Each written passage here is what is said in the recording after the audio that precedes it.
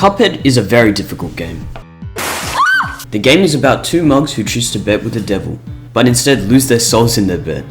They then decide to collect all the souls of the devil's runaway debtors to repay him. Today, I'm gonna beat Cuphead with 4 overpowered mods, because I wanna avenge all of the people who are wronged by this game, including myself. But before I get into the mod business, I wanna show you the baseline skill level so you guys can see the comparison between me and the mods. I started the game by reading the intro with my very cool friend Astrid. Hot dog! Exclaimed the King Dice. And then started playing the tutorial. After leaving the main house, I immediately began the map Forest Follies. In this map, you get attacked by flowers, mushrooms, and the stupid blue blobs. I beat this map pretty easily. S rank? Yo! And used the coins to buy the spread shot from Porkrind's shop. Then I moved on to the first boss, which was the what the f is that? I managed to get past the worm shooting potato, the crying onion, and eventually, the laser beam shooting carrot. Then I moved on to Goopy Legrand, which is the last boss I'm playing normally before I activate my god mode. Goopy Legrand was quite an easy boss, and I managed to clean him up without too much stress. The first mod I used was the overpowered peashooter mod. This turns the peashooter from a decent weapon, which sounds straight out of Plants vs Zombies, into a gun of straight death. Now let's see if it actually worked.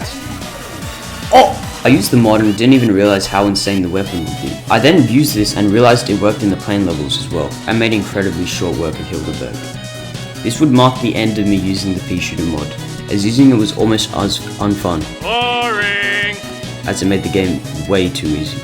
After seeing the absolute obliteration of the peashooter, I decided to switch mods and choose the devil mod. I thought that the peashooter mod was the peak of power in the game, but it's not even close. Using the power of the devil, I defeated Treetop Trouble, after realizing what it did. I then used this almighty devil power to smite the flower. Wait, how much damage does this thing do?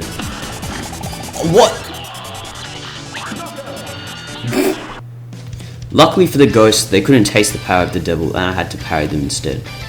Making it over to World 2, I decided to save the devil power for later and switch to mod number 3. After making it to world number 2, I talked to Elder Kettle. After talking to Elder Kettle, I immediately started my world 2 experience by fighting the Baker boss. Sugarland Shimmy! I managed to beat this boss with minimal difficulty and moved on to the clown. Beppy the clown was a bit more difficult but was no match for the extra HP I was given. Then my next boss was the birdhouse Wally Warbles. The HP unfortunately didn't save me from losing to the big bird's son, but I beat him up the next time around.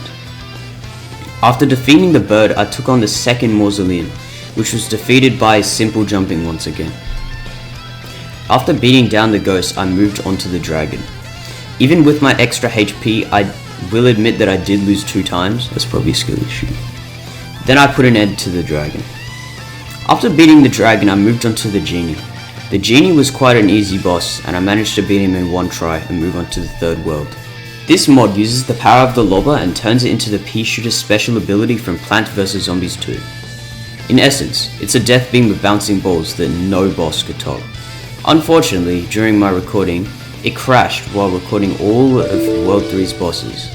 Using this mod, I annihilated Werner Werman, the train ghost, and his fellow friends, and moved on to the final world, Inkwell Isle Hell. In the intro, I mentioned that I wanted to avenge the people who had been wronged by this game, and so it was time for me to face my number 1 op, who on my first encounter with him, made me quit the game for 2 years. King Dice. The worst part about this boss in my playthrough was that the mods didn't even work for the entire fight, because you can only use the lobber when you're on the ground. This meant that during some of the aerial fights I can't even cheat the boss, so I had to win this fair and square. I lost to the monkey on my first time around in this boss, but after that embarrassing attempt I locked in. This led me on to an absolute kill streak, in which I toppled over the drinks, the bunny rabbit, the ghost horse, the dancing ballerina, the 8-ball, the infamous monkey, and then it was finally up to the final boss of the boss fight, which was King Dice himself. Yeah, he kinda just got annihilated. After that walk in the park boss, I decided to bring back the infamous devil mod to face the devil himself one-on-one. Upon reaching the final boss of the main game, the devil congratulated me on getting this far and beating up all of his debtors. Little did he know, they were all nothing compared to the infinite power of this little cup. He asked me whether or not I should join his team, in which I said hell no, because I want to rock with the devil. After saying no, the fight began. I immediately got my devil gun out and began blasting. After annihilating his first phase, I unfortunately wasted my super and jumped into the pits of hell to fight the devil. I sat in the middle of the flying islands and blasted him once again with my devil spread shot. After the devil started crying, I took big advantage of this and ended him, which won me the whole game.